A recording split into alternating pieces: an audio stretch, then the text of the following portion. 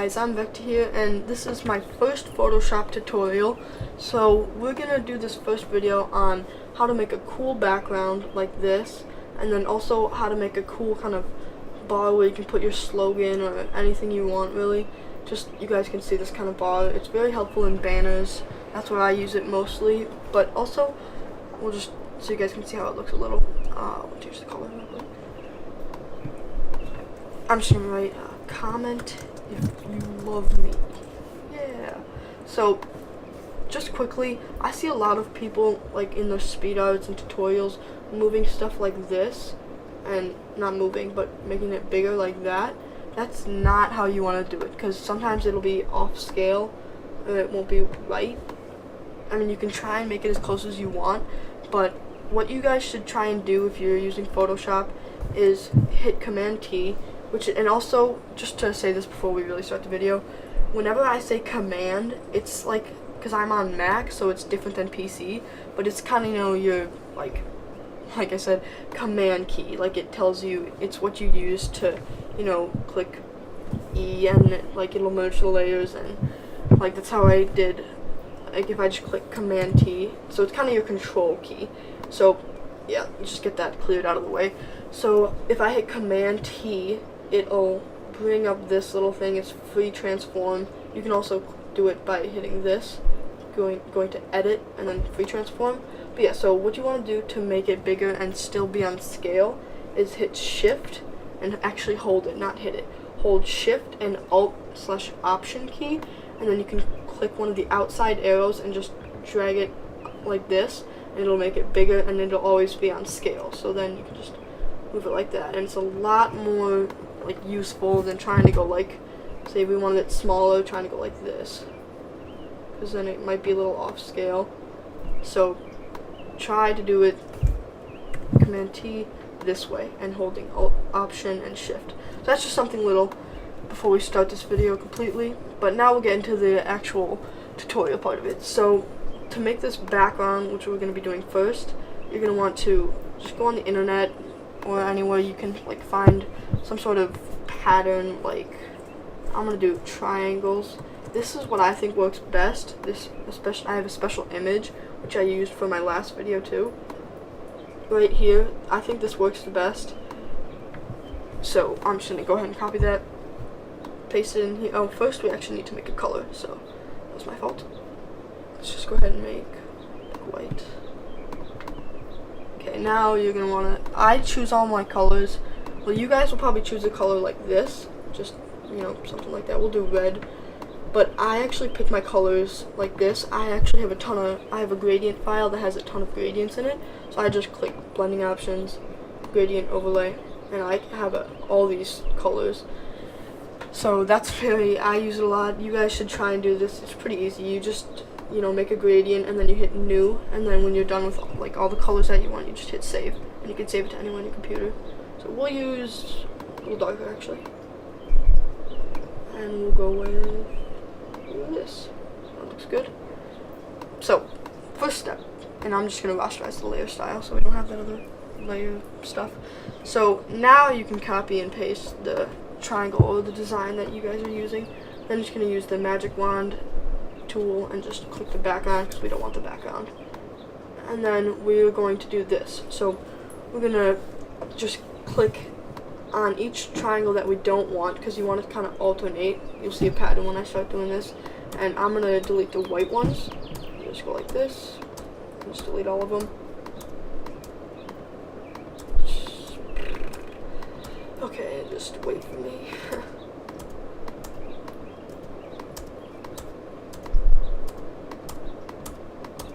This is kind of boring.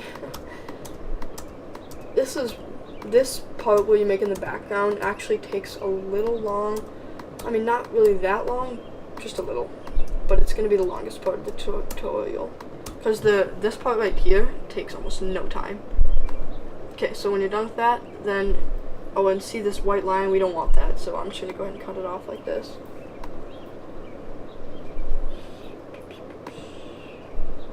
Just like that. There we go.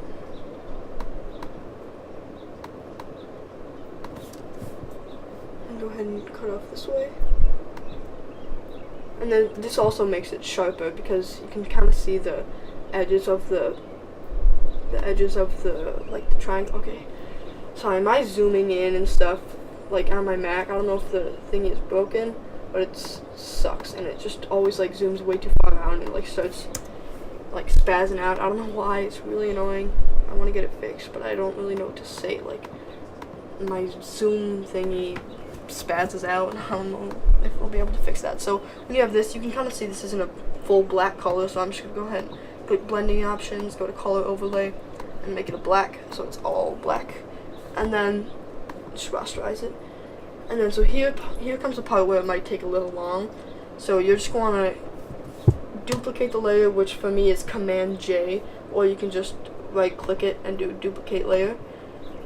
And then when you've duplicated the layer, go ahead and just do this, hit Command T, which I was talking about earlier, and just line it up right there.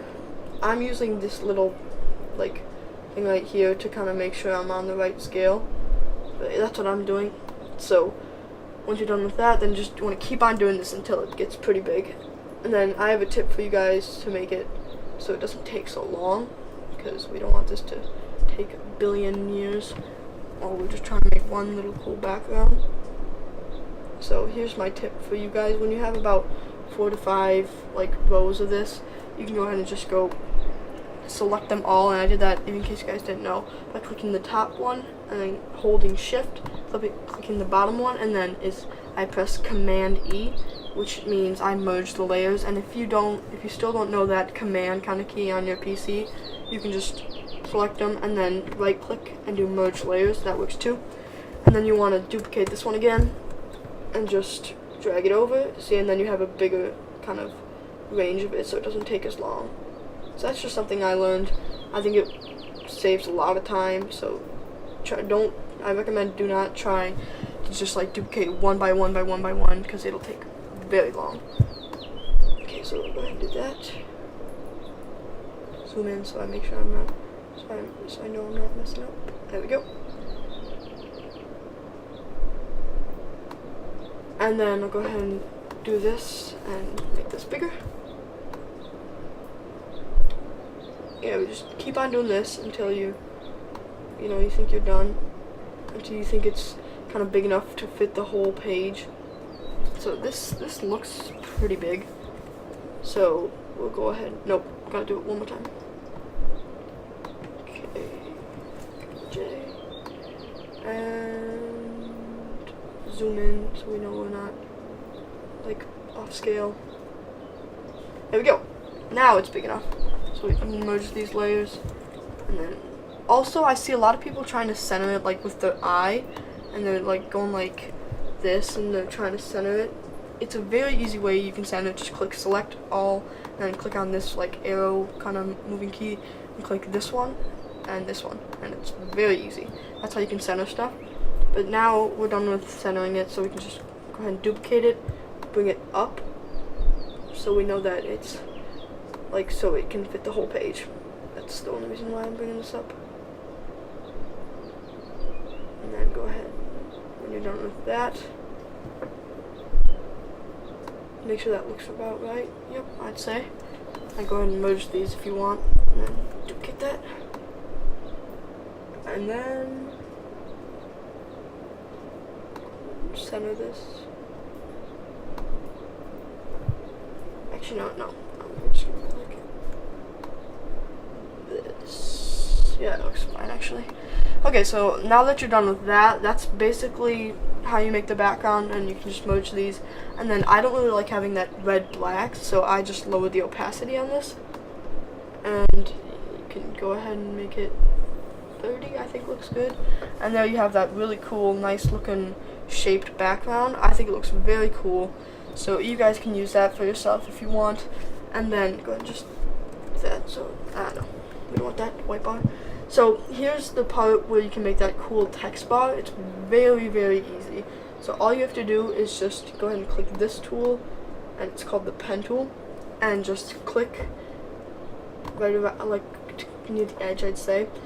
And since you guys don't want to like accidentally make it, because you can see this kind of slanted, you can actually hold shift and then just kind of be in the general area of where you think a straight line would be, and then whoopsies.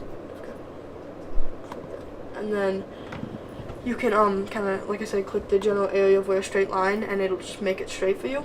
And then you can just go ahead and make it like that. And then you want to make sure you have fill on, and I'm gonna actually make it white because white works the best. And so I don't want to stroke actually, so I don't want to stroke. I just don't see why it makes much of a difference. Yeah, so when we're done with that, and now you can go ahead and rasterize this, and then just go to blending options. Wait, first you actually want to click when you have your shape 1 selected, which is this thing. You can name it whatever you want, but when you have it selected, go ahead and click overlay, and then you want to go in here and click gradient overlay. Click overlay, and then you have this kind of, see, this sometimes happens. I don't know if it depends on the color, but it like just stays red. I don't know why that happens. Sometimes it does, but if it does, then you can just like try a different color or something. But we're just gonna not really bother with it because sometimes it works and sometimes it doesn't. So we're just gonna put a gradient, not gradient, color picker, which is, okay, I am using the wrong words right now. Inner glow, which I think makes it look very cool. And just make it kind of a lighter color. And then you can put a drop shadow. I think this is one of the most important parts because it just makes it look like 3D. I don't know, I like it. So do that, and then just no, we don't want to rasterize it. And change the opacity. So like usually it looks like this, and that's what it looks like, and sometimes it works. I think it has to do with the colors, to be honest. I mean, it must. So that's gotta be it. I don't know why I put the opacity times 0. But yeah, so that's it. That's how you can make a cool text bar, even if you don't have the opacity, or not the opacity, the overlay effect, which is this kind of where you can see the background. It still makes for a nice thing where you can put your text. Like I said, let's write comment if you love me again. And the reason you can't see it is just because it's red. So let's change it to white. Comment if you love me. Okay. And remember, just so you guys know, Command T, and then just hold Alt and Shift. There you go. And it works much better. And then also, I see a lot of people trying to center it like this. If they're like trying to center it in a bar, you can actually just go like this. This is what I use. This is what I do, not use. So I just will take, and if you guys don't have this ruler, you can just go up to here. I think it's in one of these. Yep, rulers. And then you can also just click Command R, which makes the rulers come out. And you want to just drag this, just click here, drag it down, and put it like right about where the bar, kind of right where the bar is, and then drag it over, and drag one over like this, and put it right where the bar starts to like go diagonal. And then to center it, you can just go like this. Use this tool right here, and go like that, and it'll kind of select it for you. It'll kind of snap into place with the rulers. And then you can go ahead and click this again, and that's how you can center it perfectly. And that's how you know it's going to be really centered. It's not going to be off scale a little bit. So there you go. And that's how you can make something cool like this, like just a simple little tutorial. If you guys enjoy these tutorials, please comment if you want more, and like this video to show your support, and subscribe if you're already not. But I'm Vecty, and I'm out.